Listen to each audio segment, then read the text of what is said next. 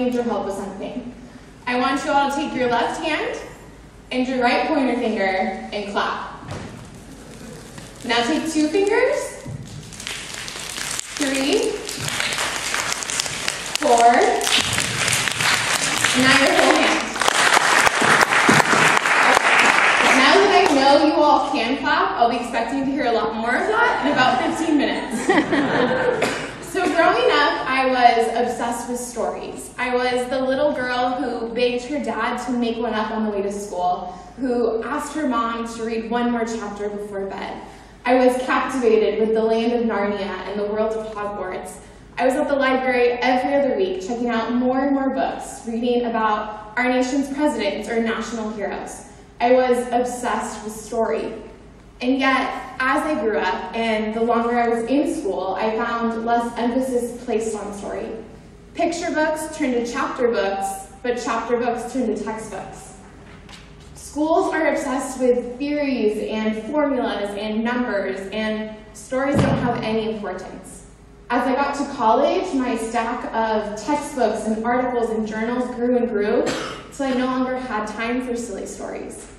The world of academia is obsessed with peer-reviewed, statistically correlated, cold, hard facts.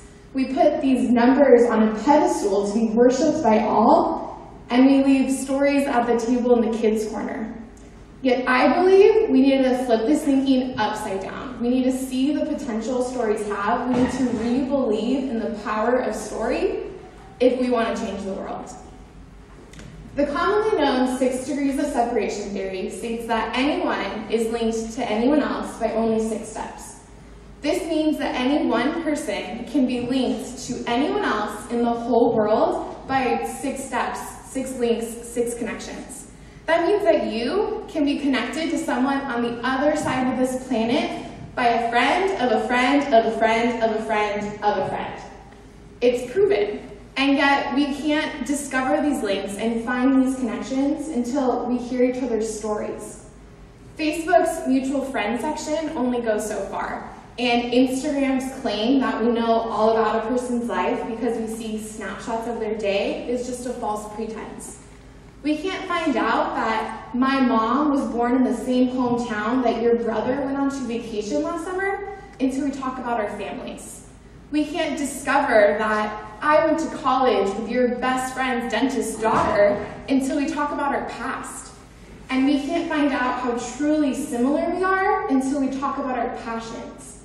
This is the power of story, to connect us, to unite us, to bring us together, to help us change the world.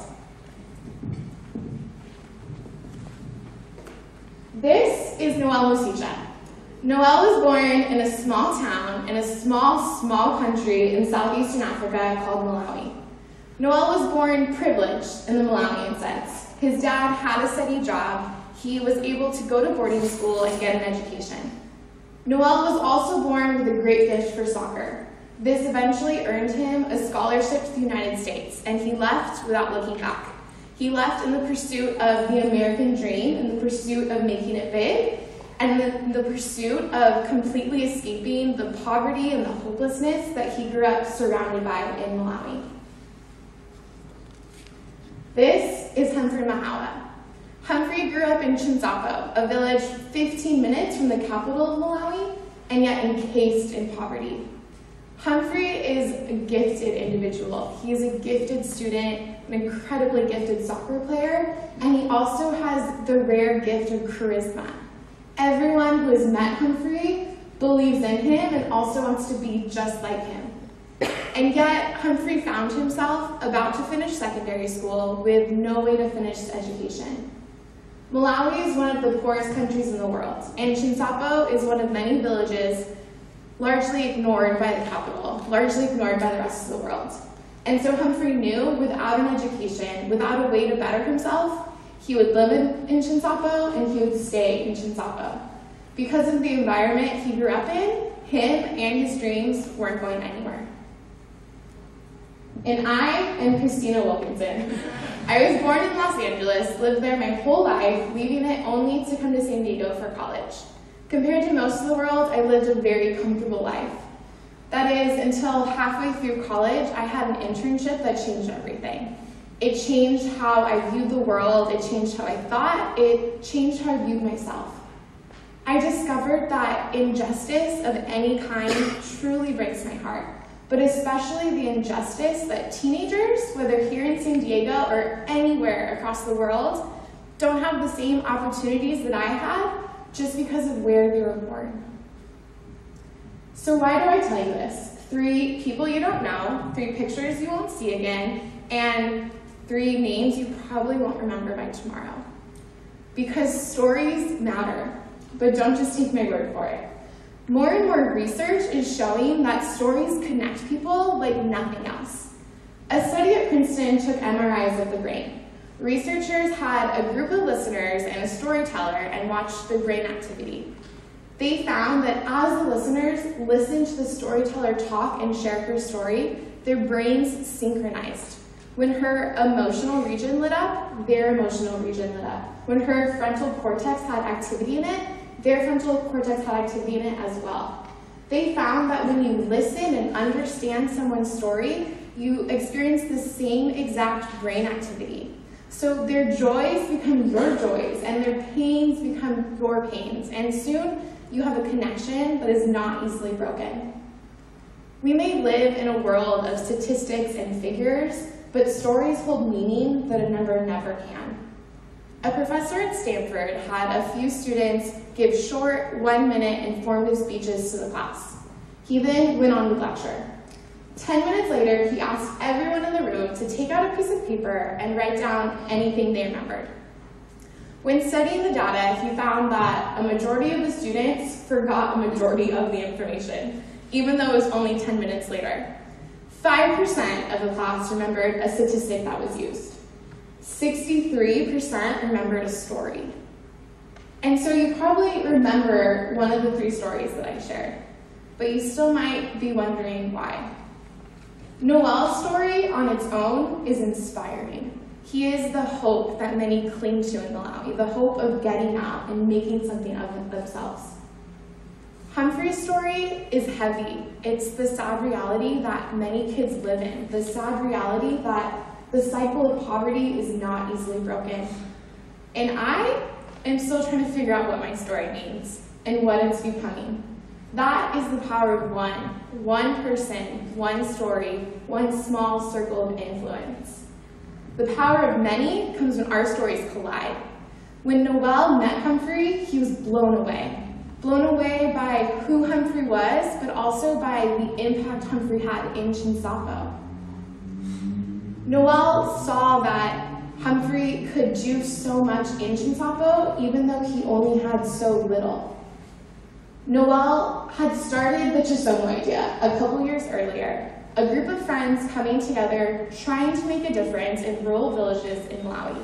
They didn't really know how, so it was largely through various financial or material gifts. Maybe a new tin roof for a meeting hall, some chickens for village women, or even some soccer balls for some kids. And yet, everything changed when he met Humphrey. When he met Humphrey, Humphrey's story got Noel thinking and talking and sharing, and the Chisomo Idea took a new turn. Noel realized that we're weaker when we stand alone, but we don't have to stand alone. There's power in standing together, in dreaming together, in bringing our stories together.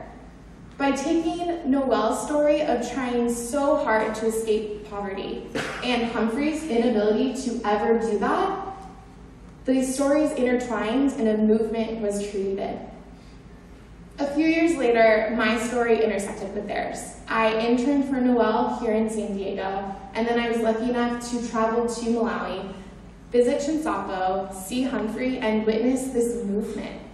The Chisomo Idea helps kids, largely through soccer, get an education that would otherwise be out of their grasp. They give them a community to belong to, but more than that, they give them people who believe in their stories. The Chisomo Idea has witnessed lives change and stories rewritten. The Chisomo Idea lives and breathes story because they have seen the power of story. Noel was changed by Humphrey. The poverty and the hopelessness that he had spent so long running away from was sitting in front of him and staring him in the eyes. Instead of running away once again, Noel decided to do something about it. Poverty wasn't a big, unending problem anymore with no seemingly workable solution. It was Humphrey, a new friend who simply needed help to go to school. Because of this, Humphrey's life wasn't changed. The lives around Humphrey have been changed. The community of Chisomo has been changed. And Malawi as a whole, I'm convinced, will one day be changed because of a story. So I want to tell you about my friend Laura. Laura grew up hating school. She saw it as a threat to her social life, as she likes to say.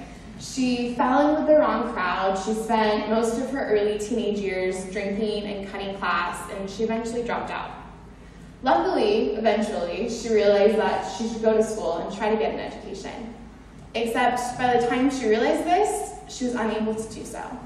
Because Laura lives in Malawi. She lives in Chisomo. And by the time she wanted to get back into school, she couldn't afford it. Her dad lost his job, she had too many siblings at home, and it was just out of her reach. So Laura found herself stuck, like so many girls in Chisomo, like so many girls around the world. She was unable to get an education and unable to do anything with her life. Until she found the Chisomo Idea. A couple of her friends encouraged her to come to soccer practice. A couple of our coaches encouraged her to come back. And a couple of our mentors encouraged her to go back to school. Still unable to pay for it, she joined our scholarship program, and now Laura is on our girls' team. She's back in school, and she's studying to be an accountant. As I got to sit in Chisomo in a dirt field on a brick wall about this tall, I got to hear Laura's story. I got to hear her regrets about cutting class. I got to hear her struggles about living with her uncle who drinks too much because her parents are now out of the picture. And I got to hear about her dreams that I don't share about being an accountant one day. And as I listened to her story, I got to tell her mine. My dreams and my struggles and my passions in life. And so for Noel, it was Humphrey. But for me, it was Laura. And for me, Africa isn't some big, faraway continent with disease and conflict. It's Malawi. It's Chisomo. It's a place where my friends live. And so I want to once again invite you all to clap with me with one finger. This is Noel, trying on his own to make a difference, but not knowing how. You take 2 fingers. This is Humphrey and Noel, coming together, doubling the impact and the effort. 3 fingers. That's when my story intersected with theirs. 4 fingers. That's when Laura got added to the mix. But the whole hand, this is the power of me. This is the power we have when we let our stories collide. This is the potential we have together. So, this might sound like great for nonprofit work in Africa. It might sound great for your own personal relationships. But this is for your boardrooms and your classrooms and your Saturday morning coffee dates. So lean across the conference table and ask someone about their last vacation. Pop up your head around the cubicle and ask someone about their dreams. Turn to the person next to you in class and ask them what is the driving force behind them staying in school. Because these people will start to have names, and these names will become your friends, and these friends will have stories that you will never forget. And this world will start to change. I've already proven with statistics that you won't remember my statistics, and I don't want you to. Remember Humphrey's story, or Laura's story, or the story that Chisomo Idea is currently writing. But as you leave, I want you to remember one question. What story are you telling? Thank you.